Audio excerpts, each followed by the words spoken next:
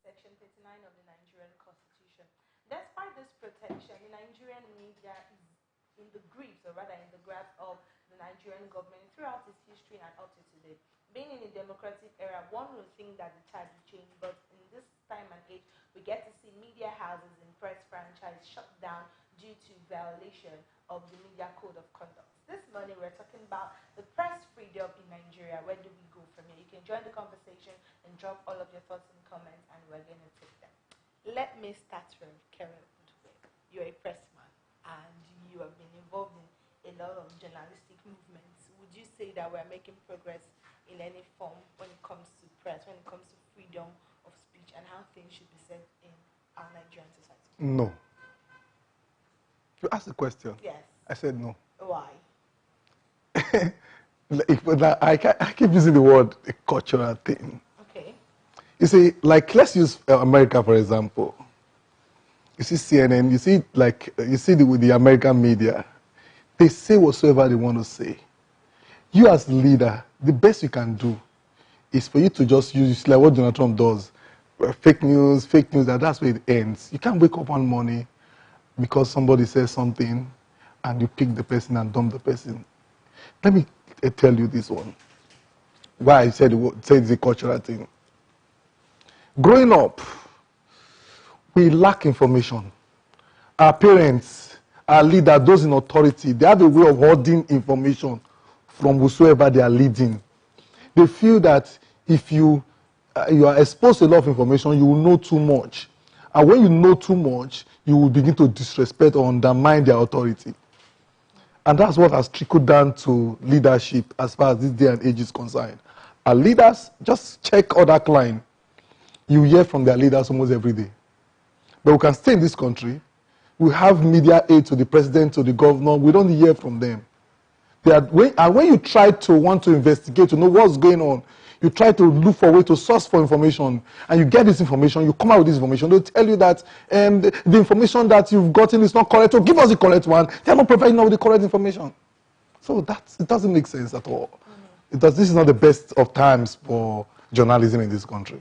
Joyce, coming to you, and I know you're very familiar with the press climate in Nigeria. Would you say that it's any form of growing? Because you're like in the younger class, and of course we have people that are social media activists, and so they come out to say things that are trending and thriving. Would you say that we're making headway? We're not making headway in any space, whether it is journalism or government or financial institutions. Like we take one step forward and we take a couple of steps backwards. People talk about the fact that, maybe journalists are not being murdered. They talk about how Dele Giwa was killed with a letter bomb. I mean, no other journalist has been killed with a letter bomb, thankfully. But we've seen people die. There was the Channels reporter that was a newcomer that died. Recently. Just last week, there was an alleged journalist that was killed when he was covering a Shia process. Allegedly, I've not seen any news company come out to say that yes, that was our reporter and he was murdered. There is the Soare issue that the American government had to step in for him to be released, even though the court had asked for him to be released severally. I mean, the Soare issue played out in front of us like an interesting movie. So it's not like we've taken a few steps forward. We're allowed on social media, but now they've come to say that they want to control social media. And it's really interesting. Now, I found that the Nigerian Constitution does not prevent the powers that be from affecting the press. Yes, we have the law for freedom of the press, but in the Ghanaian Constitution, there is a law that says that the parliament has no right to effect any law that will affect the press. Our parliament actually has the right to do that. That is why they could write up the social media bill.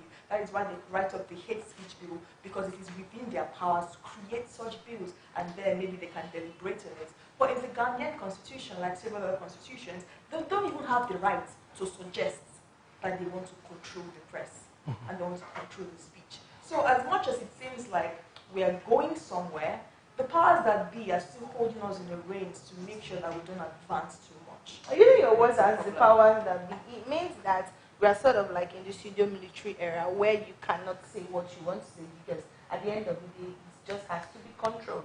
So do you feel like it's something that has to do with, maybe we have to amend our constitution, maybe we need to do an orientation, because like you were saying, information is being hoarded to the general public, so people don't even know, what is really going on, because from right from the top, information is hoarded. So Yes. where do you think we can start tracing this problem? She says constitution, you say it's a cultural problem. So where do we meet right now? Ms. Neki, can I tell you something?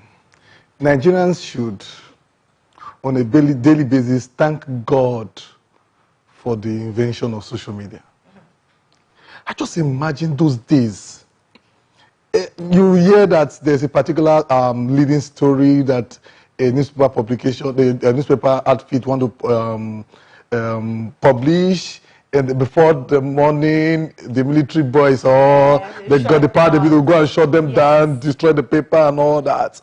Our leaders are finding it hard to continue the way they behave under this era, because they know that whatever they do before they close their eyes, the thing is on social media. And that's the reason why you see them bringing this issue of hate speech, hate this, because they feel that the way you can hold a Nigerian down, the way you can deprive us of our freedom is for you to bring law. Mm-hmm. And when you bring this law that, Nigerians who don't like to suffer, that's the reason why you see you can't do protests in Nigeria. It can't work in Nigeria, because when you bring out gun, Nigeria will run inside. So they want to bring in those things, those hate speech, those hate freedom. They want to bring this because they feel that if this thing come up and with these are punitive measures, if they come up with these things, Nigeria will be scared to speak out. But how, if you are doing the right thing, why will you be scared? Why will you be worried about people speaking out? If you know what they are doing is the truth, continue to do the right thing and forget about what they say about it.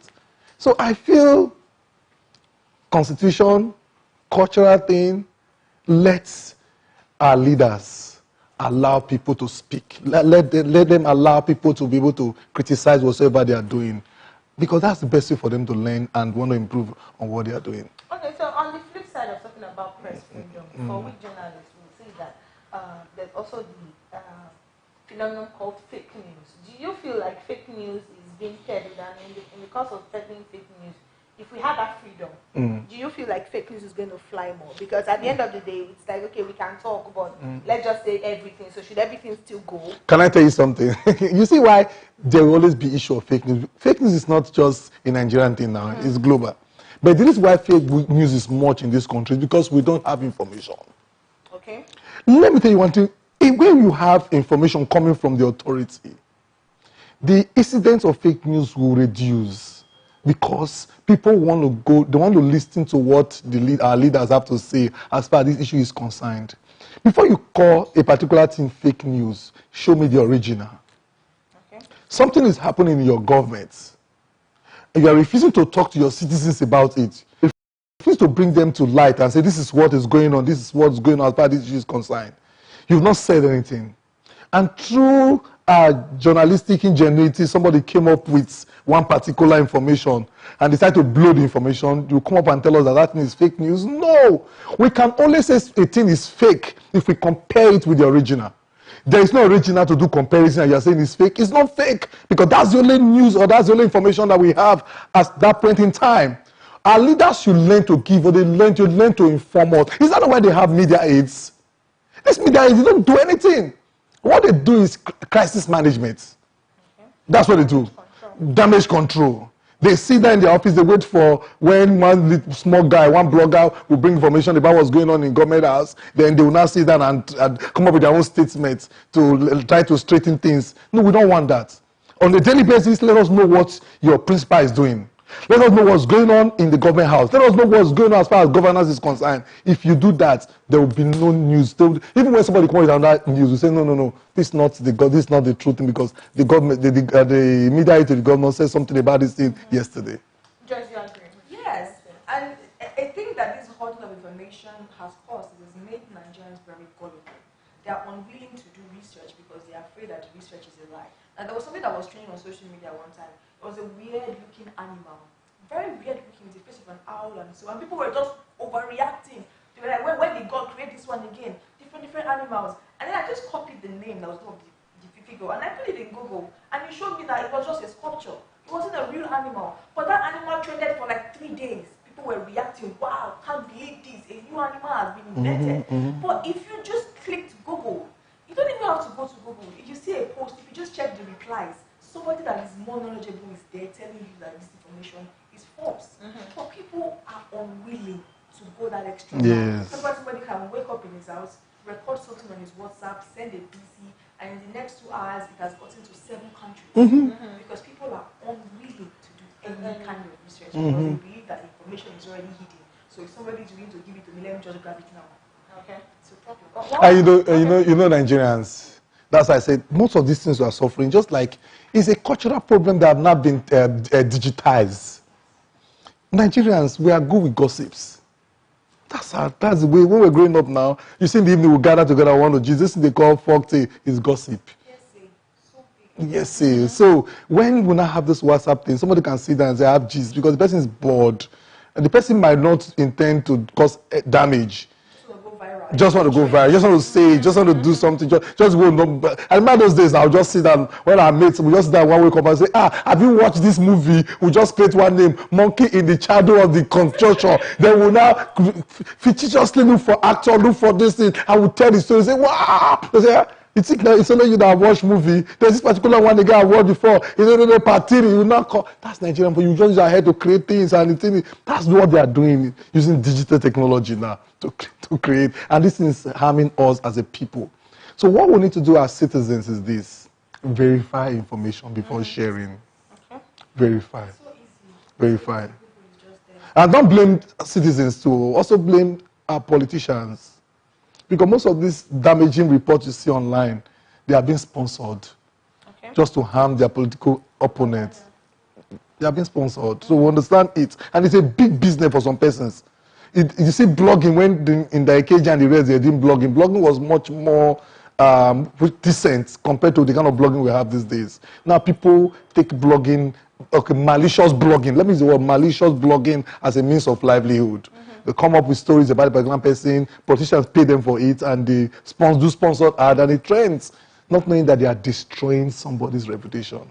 Okay, while I begin to wrap up this conversation, let's draw our last thoughts on press freedom, press journalism, where people should advocate and fight for freedom of speech, things that people should say, news that should be spread, information, content that should be passed. If you can do that, let's go. That's what I mean. For me, for my last thoughts is, it's just Nigerians learning that one thing that affects one of us affects the rest of us. And when Shirley was arrested alongside Mandate had a T-shirt that says a strong country has free press. Let me just come in here. You said this thing before, I repeat it again. Okay. Shirley was not arrested. It's not press freedom. There's no relationship between. Shirley is a journalist. So I'm giving an example of the T-shirt that Mandate was wearing. Okay, good. So if our press quieted, or what is the word I'm looking for? They're covered or stifled. We are going to have a problem as a people, because the stronger a nation is going to be is the power for them to speak up against their government. Because people do not realize that government works for the people. They think that the people exist to give money to the government. But the government are just employees that are there to work for you. And the press are the people that are going to keep telling you the things that you need to know. So if you look at it and say, they just kill somebody. This time with my son, they shoot though at their house. The more they can stifle the press, the more life is going to be difficult for you as a person. So whenever it is that we see that the press is struggling, we should all try to join hands together, because the more the press is stifled, the more our lives are going to be difficult. Thank you very much, Joyce. Now, we must understand one thing, that when the people can't speak out, they can address their pain. And our leaders must understand this one thing, that they must allow the people to speak out. If they are there for the people, you will not be able to address the needs of the people if they don't speak out. So you shouldn't have issues with the people speaking out if you are there for the people. So let them speak out, so that you know the issues that pain them most, and that's what you should address. There should be press freedom in this country. People should be free. And to my colleague in the profession, we must understand one thing, that there's what they call professionalism in journalism. We should let go of this thing they call sensationalism. You can trend, but it will only last for a while. But you are destroying a people, you are destroying the culture, you are destroying. But let us try and let's not allow sensationalism to be our driving force as far as our profession is concerned. Let us hold on to our ethics. We must ensure that the information that we are dealing out is true as in true, and we can defend it. Most of these guys, you see that they are behind bars these days. It's because of the fact that the information they came up with, they were mere, which word am I going to use now? They were mere hearsay. And you must understand one thing, that even though you have facts changes with time. Ensure that the facts you have is something that you can be able to defend when you are called to defend it. That's my part. Thank you so much. Thank you, Kara. Thank you, Joyce, for kind thoughts on press freedom in Nigeria. We'll be at the same time on Monday on the Breakfast Show talking about issues that are really affecting us as a nation. My name is Nekimo. Do want to have yourself a very beautiful weekend. You can follow us on all our socials at TSL Nigeria TV, and you get news on the go, tslnigeria.tv. Your day is beautiful. So bye for now. Bye. Stay connected to TSL Nigeria and get updates on the go all day, every day. Subscribe to our YouTube channel on TSL Nigeria Space TV and join our online family.